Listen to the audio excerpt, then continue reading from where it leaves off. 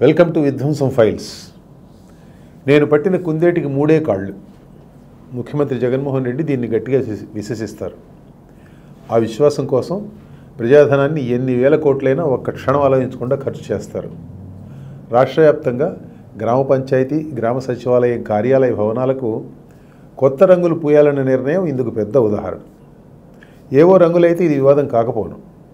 YCP జెండా రంగులైన ఆకుపచ్చ, తెలుపు, నీలం రంగులు పూయాలని అధికారంలోకి వచ్చిన 2 నెలలకు నిర్ణయించారు. ఈ నిర్ణయం నిలబడదని ఏ పిల్లవాడిని అడిగినా చెప్తారు. ప్రభుత్వం ఏకంగా జీవో ఇచ్చింది. జనం డబ్బుతో సొంత పార్టీకి ప్రచారం ఏమిటన్న ప్రశ్నలు తలెత్తాయి. వివాదం హైకోర్టు ముందుకు వెళ్ళింది. ఇంతవరకు ఒక ఎత్తు అయితే, న్యాయస్థానాల్లో ప్రభుత్వం తీసుకున్న వైఖరి మరో ఎత్తు. రంగుల విషయంలో ఎలాగైనా మాట నెగ్గించుకోవాలని ప్రభుత్వం చేసిన ప్రయత్నాలు చూస్తే ఈ నిర్ణయం అత్యున్నత స్థాయిలోనే తీసుకున్నారని మనకు అర్థమవుతుంది. రాష్ట్ర వ్యాపితంగా ప్రభుత్వ కార్యాలయాలను అధికార పక్షం రంగులతో నింపాలనుకోవడమే నమ్మశక్యం కాని తెంపరితనాన్ని సూచిస్తున్నది. స్వతంత్ర భారత చరిత్రలో పాలనా పగ్గాలు చేపట్టిన ఏ పార్టీ కూడా ఇలాంటి నిర్ణయం తీసుకున్నట్టు వినలేదు. సర్కారు బిల్డింగులకు వైసీపీ రంగులు పూయడం సక్రమం కాదని హైకోర్టు చెప్పిన తర్వాత కూడా ప్రభుత్వ పెద్దలు వెనక్కి తగ్గలేదు. సుప్రీంకోర్టుకు వెళ్ళారు. అక్కడ కూడా చుక్కెదురైంది. రంగులు తీసేయాల్సిందేనని అత్యున్నత న్యాయస్థానం తేల్చి చెప్పింది. కథ అక్కడితో ముగిసిపోవాలి లెక్క ప్రకారం. ఎందుకంటే అత్యున్నత న్యాయస్థానం కదా చెప్పింది, దానిపైన అప్పీల్ లేదు కదా. కానీ అలా అయితే అది జగన్ సర్కార్ ఎందుకు అవుతుంది? ఆట మారింది. ఈ 3 వైసీపీ రంగులను యథాతథంగా ఉంచి వాటికి అదనంగా మట్టి రంగు జోడిస్తూ మరో జీవో జారీ చేశారు. పైగా దానికి సమర్థన బయటికి తీశారు.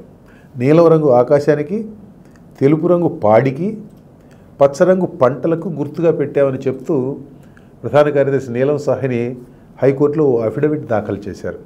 హైకోర్టు మండిపడింది. కోర్టు ధిక్కరణ ప్రక్రియ ప్రారంభించింది.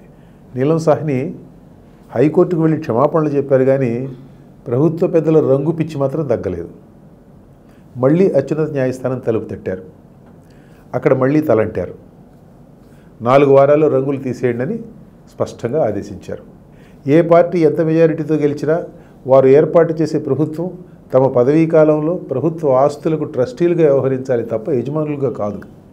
కానీ వైసీపీ నాయకత్వంలో 151 సీట్లు గెలుచుకున్న అహంకారం మనకి జగన్లో అడుగడుగునా కనపడుతుంది. తాజాగా రైతులకిచ్చే పట్టాదారు పాస్ పుస్తకాలపై జగన్ చిత్రం ముద్రించి జగనన్న భూ హక్కు రక్షణ పథకం అని పెద్ద అక్షరాలతో రాసి తయారు చేశారు. ఎవరి భూమి, ఎవరి హక్కు, ఎవరికి ఎవరు ఇస్తున్నారు, మధ్యలో ఈ జగనన్న ఎవరు?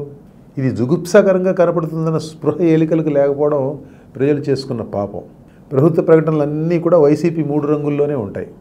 రైతు భరోసా కేంద్రాలకు, గ్రామాల్లో వాటర్ ట్యాంకులకు కూడా ఆ రంగులే వేశారు.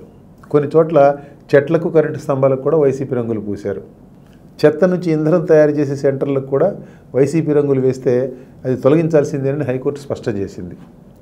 ఇంత జరిగాక కూడా రాష్ట్రంలో చాలా చోట్ల వైసీపీ రంగులు కనబడుతూనే ఉన్నాయి. అనేక చోట్ల విద్యార్థులకు ఇచ్చే ఏపీజే అబ్దుల్ కలాం అవార్డుల మెడల్స్ ట్యాగులు వైసీపీ రంగుల్లో తయారు చేశారు.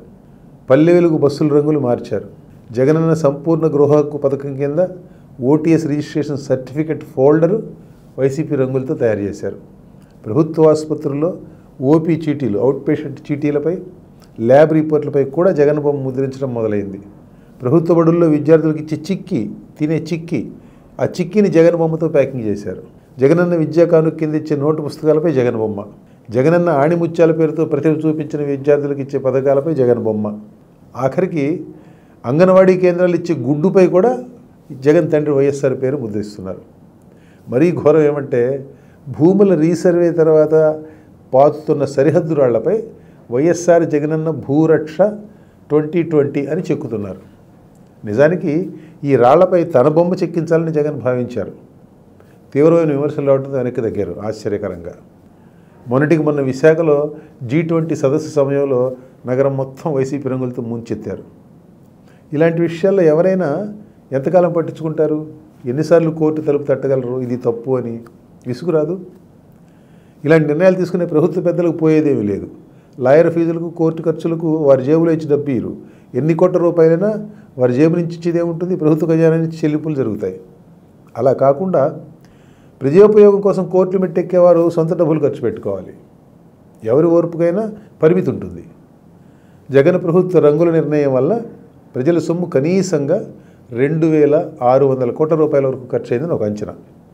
రాజకీయ ప్రయోజనం కోసం ఇలాంటి నేలబారు పనికి పాల్పడుతున్న వారిని ఏమనాలి? ప్రజల సొమ్ముకు తమను తాము వారు ట్రస్టీలుగా భావిస్తున్నట్లా, లేక మొకటం లేని మహారాజులు అని విర్రవీగుతున్నట్లా?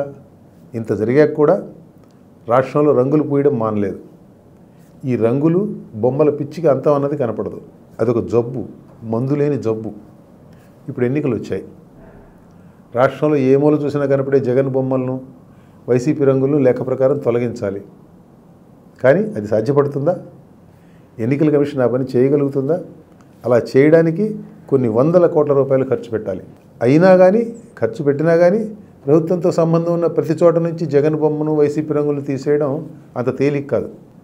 అంతగా సర్వవ్యాపితం చేశారు. ఇదంతా కూడా ప్రజల సొమ్ముతో.